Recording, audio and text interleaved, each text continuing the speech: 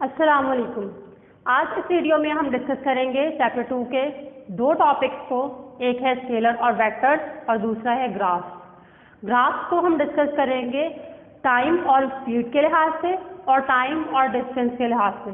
तो सबसे पहले हम डिस्कस करेंगे अपने फर्स्ट टॉपिक को, जो कि स्केलर्स एंड वेक्टर्स है। जैसे कि मैंने आपको चैप्टर 1 में बताया था कि फिजिकल क्वांटिटीज़ वो क्वांटिटीज़ होती हैं जिनको हम मेजर कर सकते हैं। तो इनको दो कैटेगरी में डिवाइड किया जा रहा है, एक स्केलर और दूसरा वेक्टर।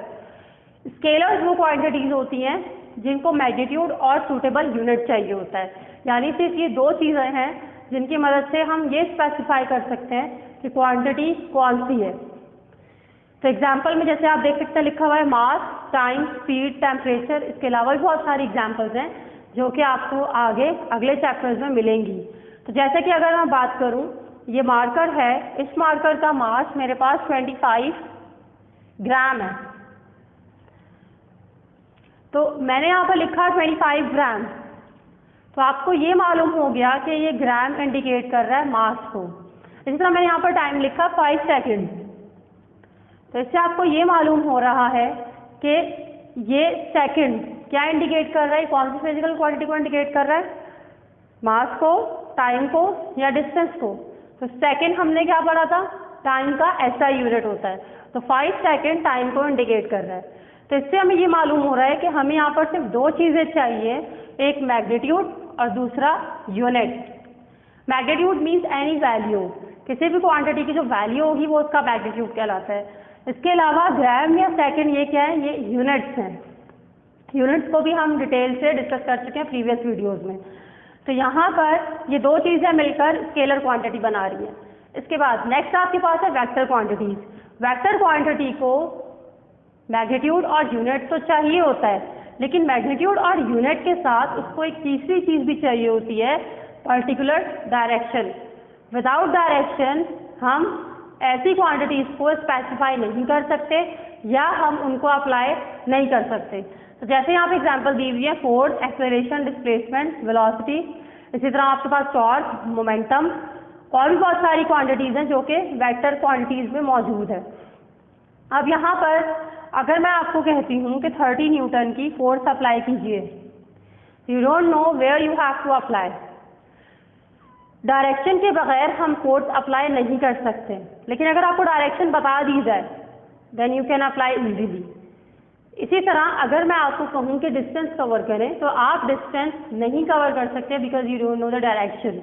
तो अगर आपको डायरेक्शन बता दी जाए कि ईस्ट पर डिस्टेंस कवर कीजिए, तो then you will start moving in east. इसका मतलब डिस्प्लेसमेंट और फोर्स को यूनिट और मैग्नीट्यूड के साथ डायरेक्शन भी चाहिए, जिसकी मदद से हम ये बता सकते हैं कि ये फोर्स है।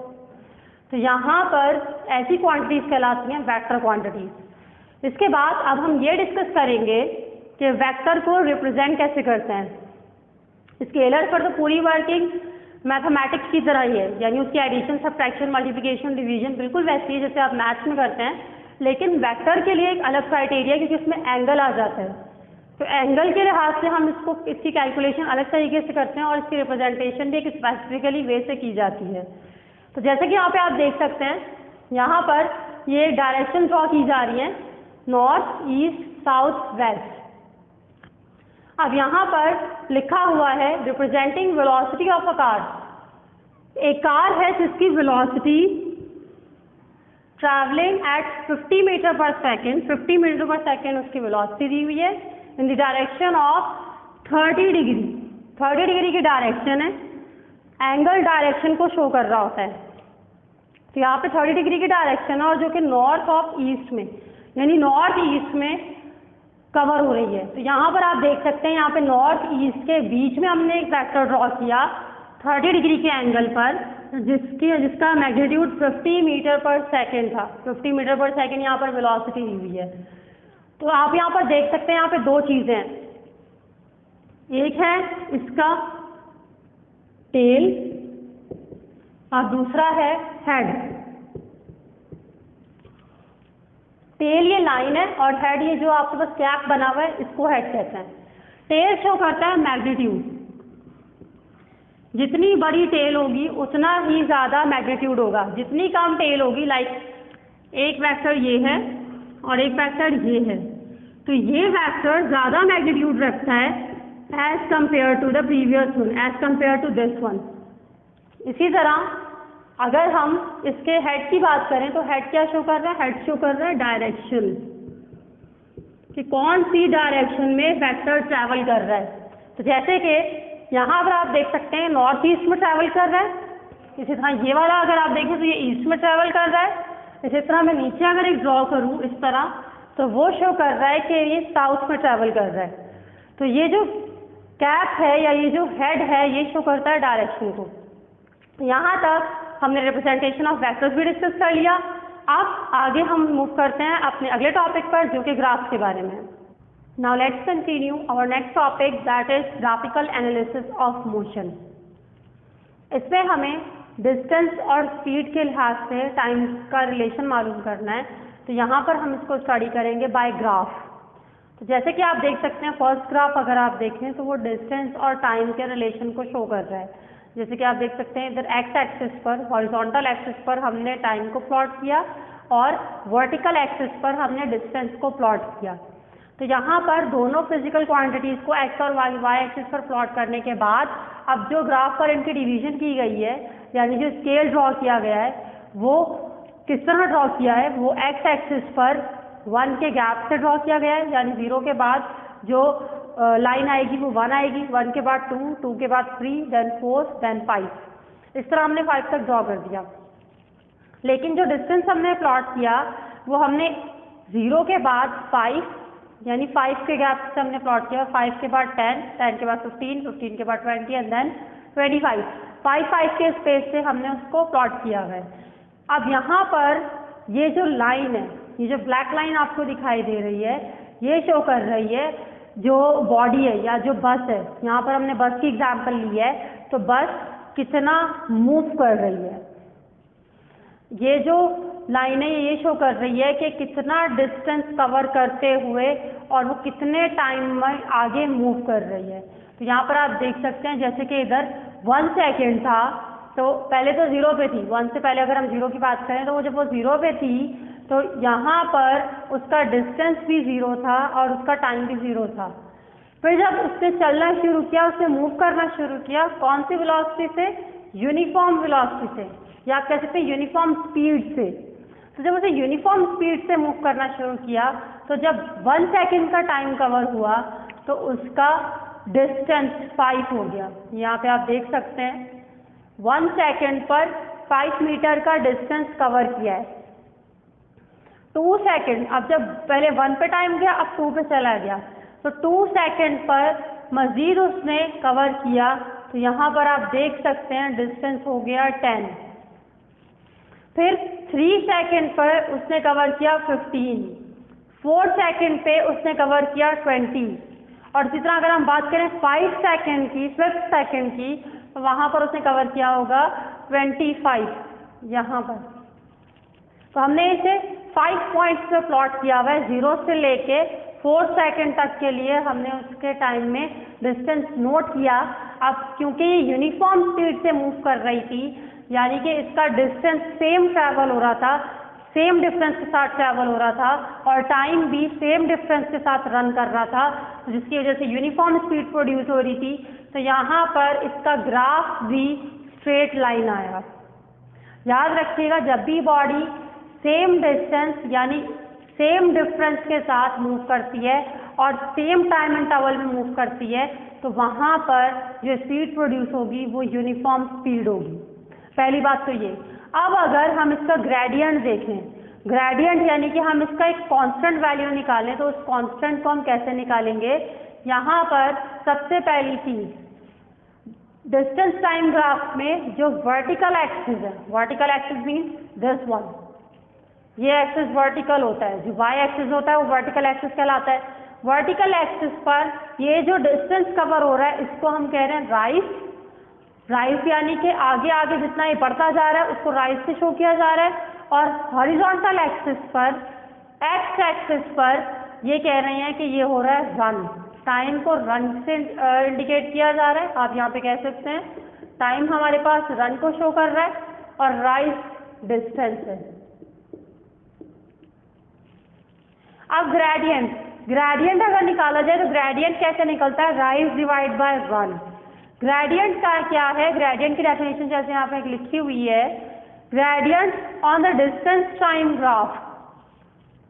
अगर हम डिस्टेंस टाइम ग्राफ पर ग्रेडियंट की बात करें तो क्योंकि हम राइज यानी डिस्टेंस और रन यानी टाइम, डिस्टेंस को टाइम से डिवाइड कर रहे हैं, तो डिस्टेंस को जब टाइम से डिवाइड करते हैं तो वो बराबर आता है स्पीड के। अगर आप फॉर्मूले से देखें तो बिल्कुल यही चीज़ यहाँ पर बताई जा रही है कि डिस्टेंस टाइम ग्राफ में जो ग्रेडियंट आ रहा है वो न्यूमेरिकली बराबर होगा स्पीड के।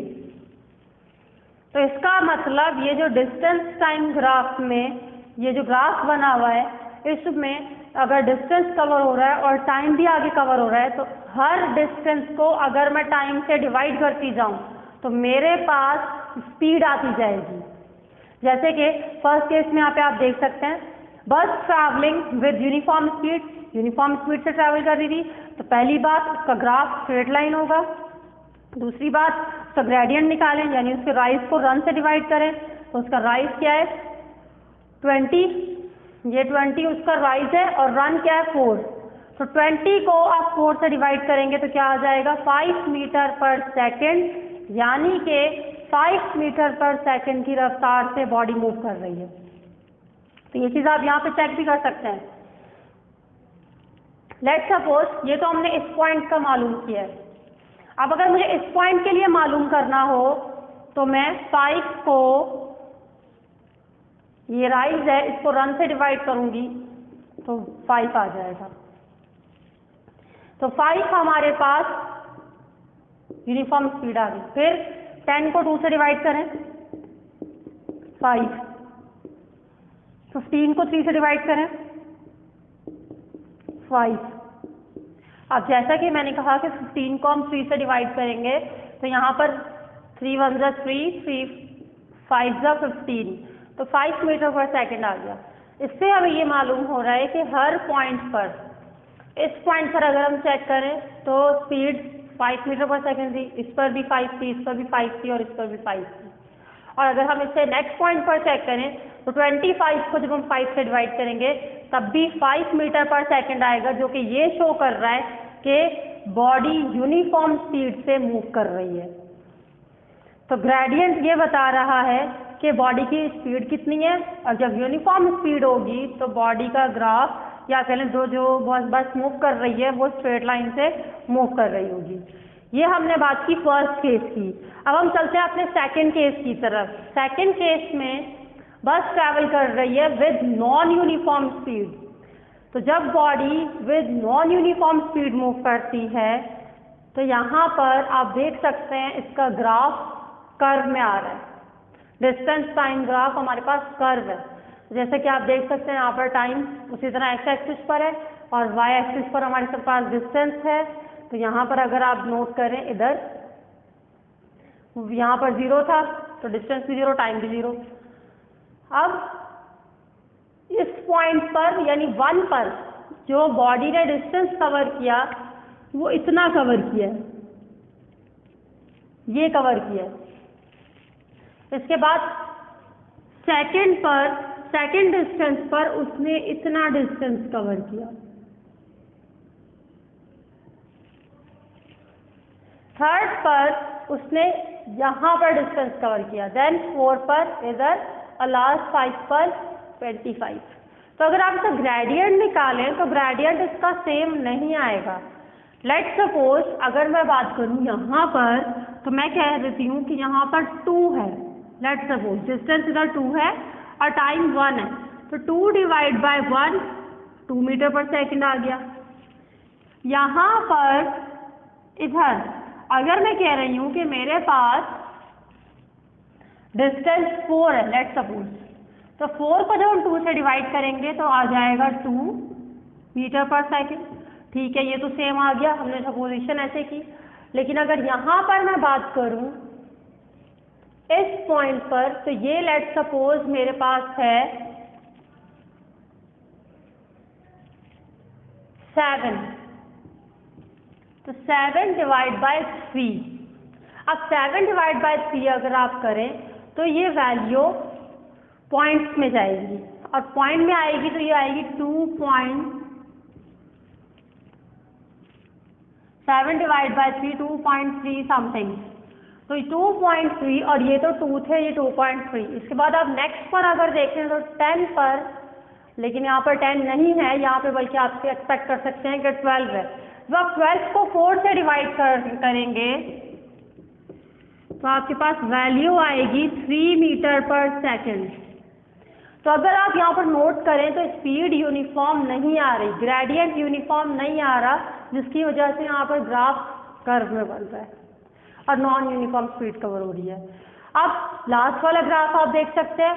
अब अगर कह रहे हैं कि बस रुक गई, जिसकी वजह से पैसेंजर्स या तो पिक किए जा रहे हैं या ड्रॉप किए जा रहे हैं, तो बस रुक गई तो डिस्टेंस तो ट्रैवल नहीं हो रहा, लेकिन बॉडी टाइम तो कवर कर रही है, क्योंकि टाइम डिपेंड नहीं कर रहा, टाइम इंडिपेंडेंट है, वो बस पर डिपेंड नहीं कर रहा, तो जिसकी वजह से टाइम तो आगे कवर होता जा रहा है, लेकिन डिस्टेंस रुक गया है, जिसकी वजह से आप देख सकते हैं इधर यहाँ पर ये 10 पर अगर हम बात करें तो 10 पर आकर लेट्स सपोज 10 किलोमीटर बॉडी ने डिस्टेंस कवर किया, और 10 किलोमीटर डिस्टेंस कवर करने के बाद वो रुक गई।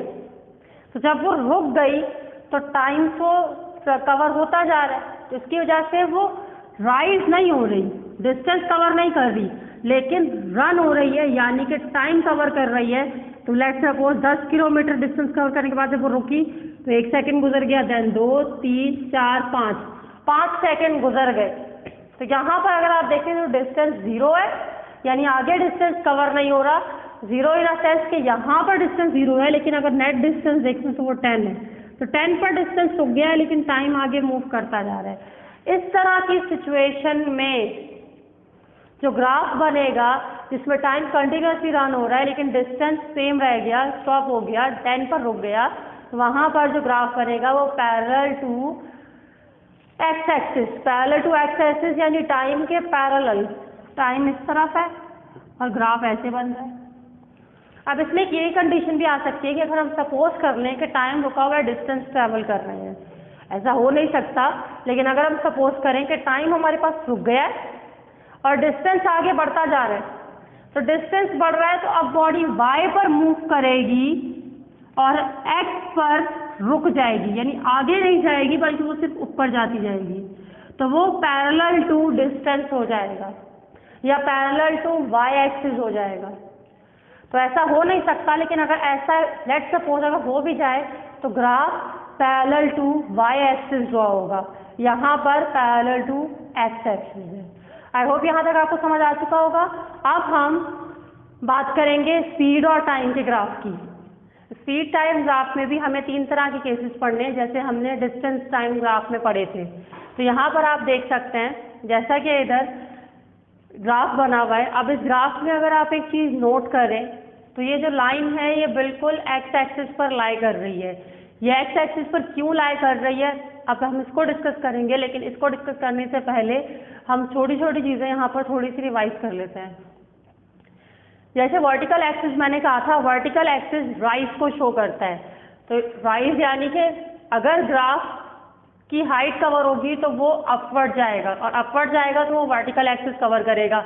इसी तरह अगर हॉरिजॉन्टल एक्सिस की बात करें तो हॉरिजॉन्टल एक्सिस टाइम की इंडिकेशन बताएगा कि टाइम कितना आगे मूव कर चुका है, तो वो शो होगा एक्स एक्सिस पर। इसी तरह अब अगर ग्रेडियंट देखें इनके, क्योंकि अब स्पीड और टाइम को प्लॉट किया जा रहा है, तो स्पीड हमारे पास y एक्सिस पर रखी गई है और टाइम हमारे पास x एक्सिस पर रखा गया है। तो अगर इन दोनों का हम ग्राफ प्लॉट करें और इनका ग्रेडियंट निकालें तो इसका जो ग्रेडियंट आएगा वो असल में इसकी एक्सेलरेशन होगी। तो एक्सेलरेशन पॉजिटिव होगी जब ग्रेडियंट पॉजिटिव आएगा, और एक्सेलरेशन नेगेटिव होगी जब ग्रेडियंट नेगेटिव होगा। तो यहाँ पर आप नोट कर सकते हैं, जैसे कि अगर मैं यहाँ पर ये कोई भी 2 वैल्यूज ले लूँ, मैंने 5 और 10 ले लिया, तो 5 10 ले लिया तो 10 मेरे पास एक तरह से फाइनल वेलोसिटी है और 5 मेरे पास इनिशियल वेलोसिटी है। तो जब 10 में से 5 को माइनस करेंगे और उसको 1 से डिवाइड करेंगे तो यहाँ पर आ जाएगा 5। तो ये जो 5 आ रहा है ये +5 है, ये +5 ये शो कर रहा है कि यहाँ पर जो एक्सेलरेशन आ रही है वो पॉजिटिव आ रही है, क्योंकि मैंने वही क्राइटेरिया लिया है, मैंने स्पीड को टाइम से डिवाइड किया है। तो स्पीड क्योंकि फाइनल माइनस इनिशियल होती है, तो फाइनल यहाँ पर 10 थी और इनिशियल यहाँ पर 5 थी, तो जब दोनों को माइनस करके डिवाइड किया 1 से, तो यहाँ पर आप देख सकते हैं यहाँ पर +5 आ गया। तो इसका मतलब ग्रेडियंट पॉजिटिव होगा तो एक्सेलरेशन भी पॉजिटिव होगी। इसी तरह ग्रेडियंट नेगेटिव कैसे होगा, यहाँ पर स्पीड अपवर्ड कवर हो रही थी, अगर हम स्पीड को डाउनवर्ड कर दें यानी डिक्रीज हो रही है, तो जब डिक्रीज हो रही है तो डिक्रीज होते हुए हम क्या करेंगे, 5 में से 10 को माइनस करेंगे और उसके बाद उसको 1 से डिवाइड करेंगे, तो यहाँ पर आप देख सकते हैं ये आएगा -5 मीटर पर सेकेंड स्क्वायर। तो ये जो 5 -5 मीटर पर सेकेंड स्क्वायर आ रहा है ये नेगेटिव ग्रेडियंट आया है। तो नेगेटिव ग्रेडियंट या आप नेगेटिव स्लोप भी कह सकते हैं। तो ये शो कर रहा है कि यहाँ पर नेगेटिव एक्सेलरेशन प्रोड्यूस हो रही है, क्योंकि वेलोसिटी कंटिन्यूसली डिक्रीज हो रही है। तो जब वेलोसिटी डिक्रीज होगी तो नेगेटिव एक्सेलरेशन प्रोड्यूस होगी और ग्रेडियंट भी नेगेटिव में आएगा, जिसको हम डिसेलरेशन और रिटार्डेशन भी कहते हैं। लेकिन अगर वेलोसिटी इंक्रीज होगी तो एक्सेलरेशन भी पॉजिटिव में आएगी और उसका ग्रेडियंट भी पॉजिटिव आएगा। तो अब यहाँ पर जैसे कि इधर ये लिखा हुआ है कि अगर हम यहाँ पर स्पीड टाइम ग्राफ का ग्रेडियंट निकालें या इसका स्लोप निकालें, तो वो ये शो करेगा कि यहाँ पर जो ग्रेडियंट आ रहा है उसकी जो वैल्यू है वो ये शो करेगी कि ये एक्सेलरेशन कवर हो रही है। अब फर्स्ट केस में हम देख सकते हैं, फर्स्ट केस में यहाँ पर लिखा हुआ है the bus is at rest for 5 second. बस रुकी हुई है, यानी कि अभी उसने कोई रफ्तार कवर नहीं की। तो जब रफ्तार कवर नहीं की तो इसका मतलब वो 0 पर है, उसकी वेलोसिटी या उसकी स्पीड 0 है। तो जब उसकी वेलोसिटी या स्पीड 0 है तो यहाँ पर आप देख सकते हैं स्पीड 0 होने की वजह से उसका ग्रेडियंट, क्योंकि आप देखें जैसे मैंने यहाँ पर वेलोसिटी ली थी, तो अगर अब मैं यहाँ पर 0 वेलोसिटी ले लूँ तो 0 वेलोसिटी को जब मैं किसी भी टाइम से डिवाइड करूँगी, 0 को 1 से डिवाइड करूँगी या 0 को 2 से डिवाइड करूँगी, 0 को 3 से डिवाइड करूँगी या 4 से डिवाइड करूँगी या 5 से डिवाइड करूँगी, तो यहाँ पर ग्रेडियंट 0 आएगा। इसके बाद जैसे कि मैंने कहा था कि यहाँ पर स्पीड कांस्टेंट है, या आप कह सकते हैं स्पीड 0 है, 0 पर कांस्टेंट है, लेकिन स्पीड के कांस्टेंट होने की वजह से टाइम कांस्टेंट नहीं है, टाइम तो ट्रैवल करता रहेगा, जिसकी वजह से आप देख सकते हैं 0 पर ही, ये एक्स एक्सिस पर ही टाइम पहले 0 से 1 पर आया, फिर 1 से 2 पर आया, फिर 2 से 3 पर, देन 4 पर, देन 5 पर। तो इन सारे पॉइंट्स को जब हम ज्वाइन करेंगे तो आप लाइन देख सकते हैं, ये लाइन हमारे पास लाई कर रही है एक्स एक्सिस पर। तो इसका मतलब जब स्पीड 0 होती है तो वहाँ पर ग्राफ लाई कर रहा होता है एक्स एक्सिस पर।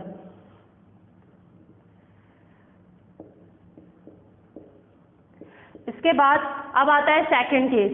तो सेकंड केस में आप देख सकते हैं, आप कह रहे हैं कि बस एक स्टेडी स्पीड यानी कांस्टेंट स्पीड से मूव कर रही है।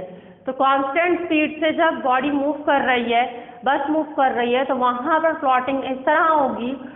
20 हमने कंसीडर कर लिया हमारा वो पॉइंट जिस वेलोसिटी से या जिस स्पीड से बस कंटिन्यूसली मूव करती जा रही है। तो हमने कहा है कि 20 मीटर पर सेकेंड की रफ्तार से 5 सेकेंड के लिए ये कंटिन्यूसली मूव कर रही है। तो यहाँ पर आप ग्राफ देख सकते हैं स्पीड और टाइम के बीच में। स्पीड हमारे पास 20 पर कांस्टेंट थी, तो वो 20 पर ही रही, वो इंक्रीज नहीं हो रही, वो राइज नहीं हो रही, लेकिन टाइम कंज्यूम होता जा रहा है, टाइम बढ़ रहा है, तो इस वजह से ये 20 पर ही आगे टाइम कंज्यूम कर रहा है। तो 20 से आप देख सकते हैं ये 0 पर टाइम था, अब ये 1 पर आ गया, फिर 2 पर, फिर 3 पर, फिर 4 पर और फिर 5 पर। अब ये पूरी एक स्ट्रेट लाइन ड्रॉ हुई, लेकिन ये स्ट्रेट लाइन पहले एक्स एक्सिस पर ड्रॉ हुई थी, लेकिन अब ये ड्रॉ किया है हमने 20 पर, क्योंकि अब बॉडी 20 मीटर पर सेकेंड की रफ्तार से मूव कर रही थी। अब अगर हम इसका डिस्टेंस फाइंड करें, क्योंकि डिस्टेंस का फॉर्मूला अगर आप देखें, आप स्पीड का फॉर्मूला देखें तो स्पीड का फॉर्मूला होता है v = s/t, लेकिन t यहाँ पर डिवाइड में है, तो डिवाइड से मल्टीप्लाई में जाएगा तो ये हो जाएगा s = vt। तो इस फॉर्मूले से हम डिस्टेंस भी मालूम कर सकते हैं। तो डिस्टेंस कैसे मालूम होगा, यहाँ पर आप देख सकते हैं। इधर हमने ये फॉर्मूला यूज़ किया। अब क्योंकि मैंने 20 की वेलोसिटी को टारगेट किया है तो यहाँ पर वेलोसिटी 20 आ जाएगी, आप कह सकते हैं स्पीड 20 आ जाएगी। और टाइम कितना है, मैक्सिमम टाइम कितना कवर हुआ है, 5 सेकेंड। तो 5 सेकेंड को यहाँ पे पुट किया तो 100 मीटर का डिस्टेंस कवर किया है बॉडी ने, जब वो 20 मीटर पर सेकेंड की रफ्तार से मूव कर रही थी और उसने 5 सेकेंड कवर किए थे। अब ये जो 100 मीटर है ये शो करता है एरिया, यहाँ पर आप देख सकते हैं। अब जो डायग्राम थी इसमें ये जो लाइन थी ये पैरेलल टू एक्स एक्सिस थी। जब ग्राफ हमारे पास पैरेलल टू एक्स एक्सिस हो तो वो ये शो करता है कि बॉडी कांस्टेंट स्पीड से मूव कर रही है। तो यहाँ पर कांस्टेंट स्पीड से मूव कर रही थी जिसकी वजह से यहाँ पर ये डिस्टेंस हमारे पास 100 आया। और इसका जब हमने एरिया कैलकुलेट किया तो इसका एरिया डिस्टेंस के बराबर ही आएगा, तो वो भी 100 आ गया। इसके बाद लास्ट केस में आप कह रहे हैं कि बस में एक्सेलरेशन प्रोड्यूस हो रही है। जब एक्सेलरेशन प्रोड्यूस होगी तो वेलोसिटी बढ़ेगी, स्पीड बढ़ेगी। तो यहाँ पर आप देख सकते हैं, यहाँ हमने कंसीडर किया है द बस इज एक्सेलरेटेड, बस एक्सेलरेट कर रही है and the speed of bus is increase at the rate of 10 metre every second. 10 metre पर सेकेंड की वेलोसिटी से ये अपनी स्पीड को इंक्रीज किए जा रही है। तो जैसे कि आप यहाँ पे देख सकते हैं 0, then 10, 20, 30, 40, 50। तो 10 से ये मूव कर रही है आगे, 10 मीटर पर सेकेंड से ये आगे मूव करती जा रही है। और उसी तरह यहाँ पर टाइम भी कवर हो रहा है 5 सेकेंड। तो अब जब हम इसको प्लॉट करेंगे तो आप देख सकते हैं 1 सेकेंड पर 10 था, तो यहाँ हमने पॉइंट लगाया। 2 सेकेंड पर 20 वेलोसिटी कवर हुई, 3 सेकेंड पर 30 कवर हुई। तो यहाँ पर अगर हम इन पॉइंट्स को ज्वाइन करें तो यहाँ लाइन स्ट्रेट लाइन बन रही है। तो स्ट्रेट लाइन ग्राफ आएगा जब बॉडी वेरिएबल वेलोसिटी से, या हम कह सकते हैं कि वेलोसिटी बढ़ रही हो, तो उस वक्त जो लाइन होगी हमारे पास वो स्ट्रेट लाइन होगी। इसके बाद अब अगर इसका एरिया निकालें, यहाँ पर रेक्टेंगल आया था, यहाँ पर ट्राइंगल आया है। तो ट्राइंगल का एरिया कैलकुलेट करने के लिए फॉर्मूला होता है 1/2 इंटू बेस इंटू हाइट। अब 1/2 एज इट इज आ गया, बेस यहाँ पर 5 है, कंप्लीट बेस लेंगे मैक्सिमम टाइम तक, तो मैक्सिमम टाइम हमारे पास क्या है 5, तो यहाँ 5 आ गया। हाइट कितनी कवर की है उसने 50, तो यहाँ 50 ले लिया। 5 को 50 से मल्टीप्लाई किया और 1 से मल्टीप्लाई कर दिया 250, और 250 को जब हम 2 से डिवाइड करेंगे तो ये आ गया 125 मीटर। अब यहाँ पर ये जो 125 आया है ये डिस्टेंस के बराबर है, क्योंकि जैसे मैंने स्टार्ट में कहा था कि एरिया डिस्टेंस के बराबर है, इसी तरह यहाँ पर भी एरिया डिस्टेंस के बराबर है। तो यहाँ हमने लिखा on a speed time graph the area under the line numerically is equal to the distance travelled. इस वजह से जो एरिया आया वही हमारे पास डिस्टेंस आ गया। तो I hope it is clear. और ये जो दोनों टॉपिक्स आज मैंने पढ़ाए ये आपको पूरी तरह से समझ आ चुके होंगे। अल्लाह हाफिज़।